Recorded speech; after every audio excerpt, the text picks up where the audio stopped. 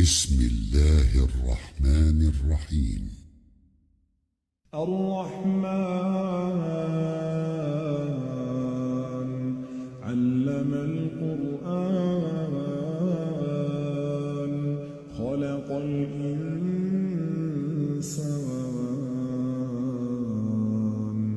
علمه البيان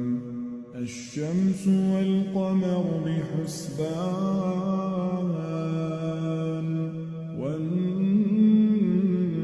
والنجم والشجر يسجدان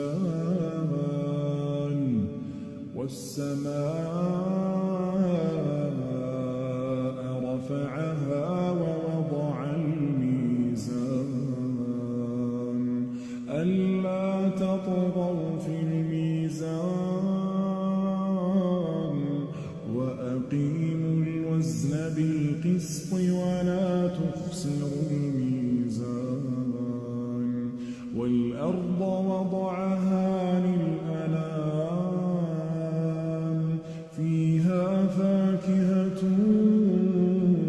والنخل ذات الأكمام والحب ذو العصف والريحان فبأي آلاء ربكما تكذبان